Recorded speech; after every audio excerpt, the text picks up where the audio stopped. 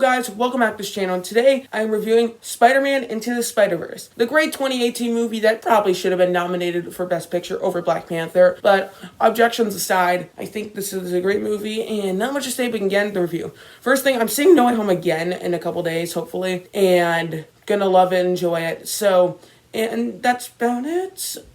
Shorts channel is coming along.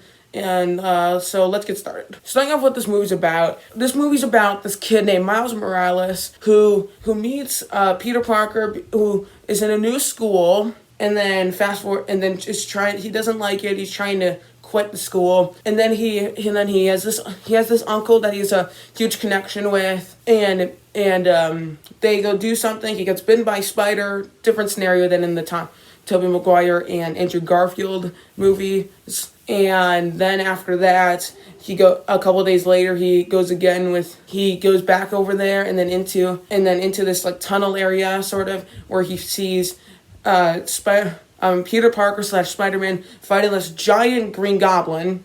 Don't know what that's about. And then gets killed and then stuff happens. Spoiler alert, sorry. And then he learns meets Spider-Man and woman and pigs from other universes.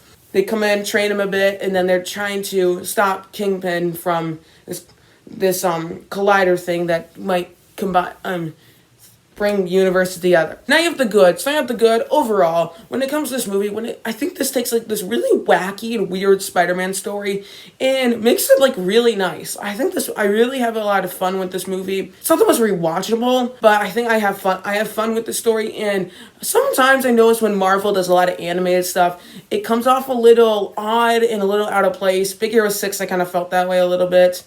Although I saw that movie when I was a bit younger, so I didn't really care now. Now when I watch it, it's a little odd. Same goes with What If. I feel like it's a little out of place in the MCU. It doesn't really bother me, but I think as the show goes on, and as the MCU goes on, it'll eventually be a little out of place. But I think this takes the animation and uses it to its advantage.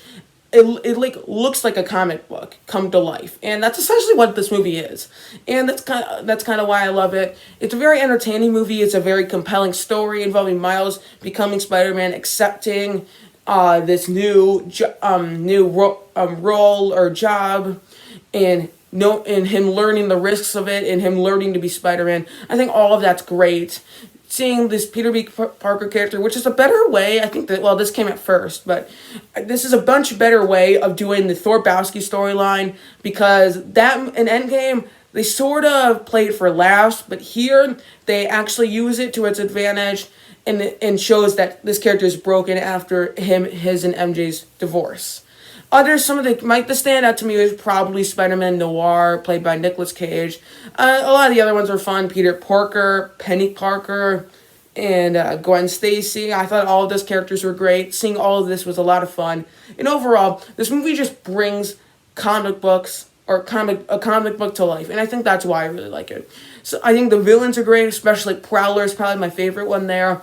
Kingpin's also pretty good. The little twist with Olivia Octavius, I thought that was handled nicely. Some of the villains, like Scorpion and that other guy, are kind of forgettable, but they're not the focus. And the giant Green Goblin thing. So that's kind of what I love about this. A lot of the action sequences are really cool. Like, all of them look like some really cool stuff. And if this is live action, I think there'd be some weird effects and something would not work. But when you have animation, you can do all this wild, wacky, crazy stuff, and I think that's why it works. And overall, this is one of those movies where it's very it's just wacky and weird, and it just brings this concept to life, and I think it makes it that's why it's a lot of fun. I think this movie handles everything well. I'm excited for the sequel. Go check out my top 10 most anticipated movies of 2022. That was on the list, well, spoiler alert for the list. And overall, I think, I'm excited for it. Wish it was coming earlier than October, but that's okay. I don't know why I thought it was coming out in May. Anyway, I'm getting off topic. So overall, great movies, has a lot of great characters. I think they handled the Prowler character really nicely with having him be this villain where he being this great uncle where he's nice to Miles, and then there's that twist in the middle of the movie, pretty much right in the halfway point, where he's revealed to be the Prowler.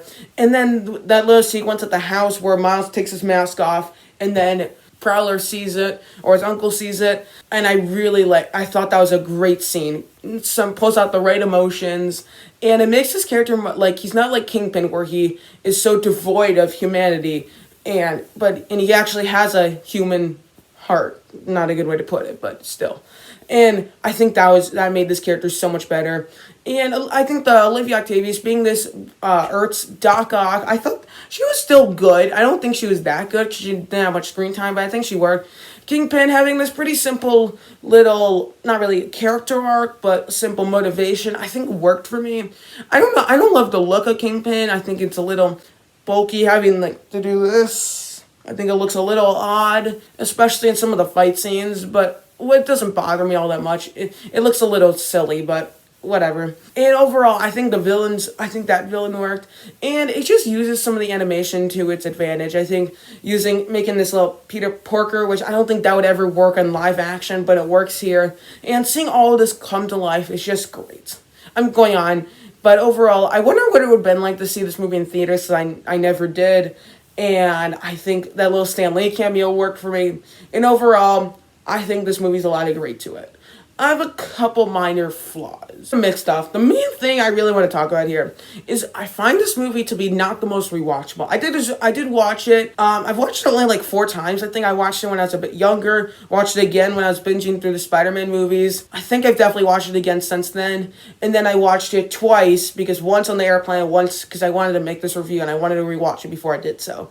So I've watched it only 4 times, which is kind of surprising because I don't even know how many times I've seen the original Spider-Man and Spider-Man 2, as well as the Tom Holland ones, at least not No Way Home, because I've only seen that once, soon to be twice. Overall, I think this movie, it has a lot of emotions to it, and I think it's a lot of heart to it, and all of those elements packed together, it makes for a great movie, just not the most rewatchable. Like, I never, like, when I'm in the mood for a Spider-Man movie, I would probably not go with this one. I would probably go with Spider-Man 1 or 2, usually. Maybe one of the Tom Holland ones, or even Amazing Spider-Man. I don't think this would be the first one I'd rewatch. And that's my one issue, really. I mean, it's not really even an issue. It's just like, alright, now you have the bad. And the one thing I just don't care for is really just the Kingpin look. I already talked about this. Just wanted to clarify it a little bit. And, and the story's a little odd. It's a little unclear what he exactly is trying to do. He's trying to bridge all of them together, and then the fact that Kingpin's not really aware. It makes for an better character, but it kind of is a little odd that this character just is so devoid of humanity. It doesn't quite work, but I think Kingpin as a whole is good enough. He's serviceable, and I think but overall, that's like the one thing I'm just like, oh, you didn't quite nail that. That's just the one thing, and I think, but overall, I think other than that, that's about it. Now, for this movie's final score, I'm going to give it like a 9.4, 9.5 out of 10, 9.45. Nah, just give it 9.4. I really do enjoy this movie. I think it's great. I think it's a little overrated. Some people call this best Spider-Man movie or best Marvel movie, best movie of 2018. And I don't think it's that quite yet. I think it's definitely at least in my top 3 Spider-Man movies, or top 4 probably. Yeah, it's definitely my top 3. And like 2, 4, and 3 are all pretty tied, I guess. So overall, I do quite enjoy this movie. I have a lot of fun whenever I watch it, but I just don't find myself constantly rewatching it. That's like the one thing keeping this probably from being my favorite Spider-Man movie. Even if it was rewatchable, I don't think it would be my favorite, but still. So overall, have a lot of fun with this one. Has some great action sequences, great emotions, great characters, pretty good story for the most part, and I think it works. So tell me what you think of this movie. This movie is really popular, so I'm assuming if you're a Spider-Man fan, you like this movie. I don't really know how anyone could dislike it. Like, I can get why someone would dislike Spider-Man or Spider-Man 2. I don't know about this movie, so kind of in the middle there. But thank you guys so much for watching. Don't forget to like, share, and subscribe, and comment down below. And I'll see you guys next time. Adios.